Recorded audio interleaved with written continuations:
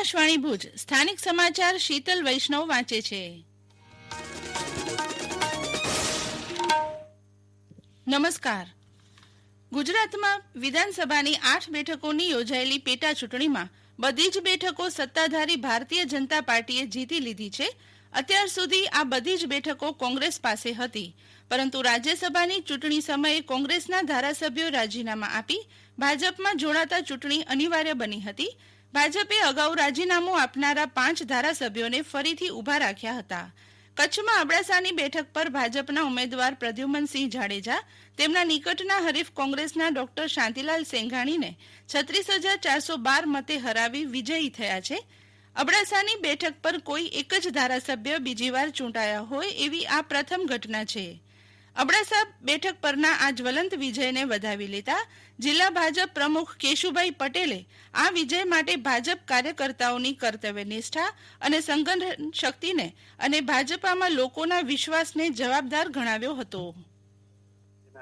જે અબડાસા વિધાનસભાની પેટા ચૂંટણી અનુસંધાને ભારતીય જનતા પાર્ટીના ઉમેદવાર પ્રદ્યુમનસિંહ જાડેજાને જલવંત બહુમતીથી મતોથી વિજય બનાવી પ્રદ્યુમનસિંહ જાડેજાને શુભેચ્છાઓ આપું છું.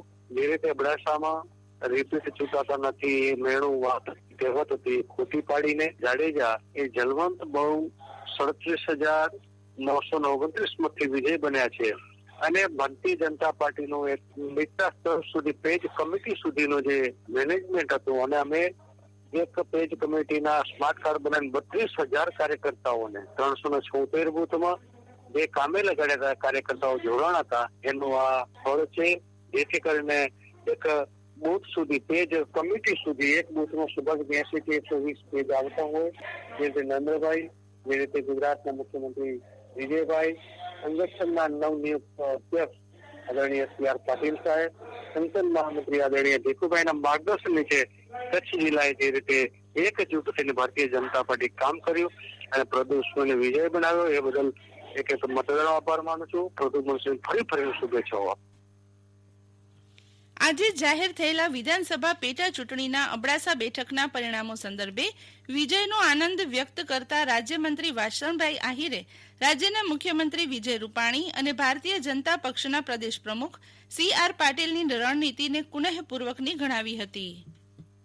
રાજ્યમાં પેટા ચૂંટણીમાં 8માંથી 7 વિધાનસભામાં ભારતીય જનતા પાર્ટીના ઉમેદવારો જંગી બહુમતીથી જીતવાની તૈયારી કરી રહ્યા છે, જીતી ગયા છે. અને એમાં ખાસ કરીને મારા કચ્છ જિલ્લાના વર્ષોથી જે સીટ પરંપરાની કોંગ્રેસની સીટ કહેવાય એની અંદર પણ મારા પ્રદ્યુમનસિંહજી જાડેજા જંગી બહુમતીથી ચૂંટણી જીતી ગયા છે. અબડાસા અને ગુજરાતની બધી જ સીટોમાં ભારતીય જનતા પાર્ટી ભવ્ય વિજય પ્રાપ્ત કર્યો. એનું કારણ કે અત્યારે ભારતીય જનતા પાર્ટી વિશ્વની સૌથી મોટી પાર્ટી છે. આ દેશના પ્રજાવત્સલ પ્રધાનમંત્રી અને આપણા સવાયા કચ્છી એવા નરેન્દ્રભાઈના નેતૃત્વમાં સમગ્ર દેશની અંદર ભગવો લહેરાઈ રહ્યો છે. એ પછી ગુજરાત હોય, મધ્યપ્રદેશ હોય, બિહાર હોય કે અન્ય રાજ્યોમાં યુપી હોય, બધી જ જગ્યાએ આજના સમાચારો તમે ટીવી મીડિયામાં જુઓ, બધી જ જગ્યાએ ભારતીય જનતા પાર્ટીના ઉમેદવારો ભવ્ય વિજય તરફ આગળ વધી રહ્યા છે. એનું પશ્ચિમ રેલવે દ્વારા Gandhidham Howrah Gandhidham superfast special train આગામી 14મી નવેમ્બરથી શરૂ કરવામાં આવશે. લોકડાઉનના કારણે સંપૂર્ણ રીતે ઠપ થઈ ગયેલી રેલવે વ્યવસ્થા ધીરે ધીરે શરૂ થઈ રહી છે. ત્યારે આ ટ્રેન ગાંધીધામથી સાંજના 5:40 ઉપડીને ત્રીજા દિવસે બપોરે 1:10 હાવડા પહોંચશે, જે હાવડાથી રાત્રે 11 વાગ્યે ઉપડીને ત્રીજા દિવસે બપોરે 4:30 વાગ્યે ગાંધીધામ પહોંચશે. પશ્ચિમ રેલવેના સત્તાવાર સૂત્રોના જણાવ્યા અનુસાર ગુર્જર આંદોલનના કારણે ભાગલપુર ગાંધીધામ ટ્રેનનો રૂટ બદલાવીને તેને જયપુર થઈને ચલાવવામાં આવશે. કોરોના મહામારી વચ્ચે રોમાંચથી ભરપૂર 52 દિવસ બાદ હવે આજે IPLનો ખિતાબી મુકાબલો મુંબઈ ઇન્ડિયન્સ અને દિલ્હી કેપિટલ્સની ટીમ વચ્ચે થશે.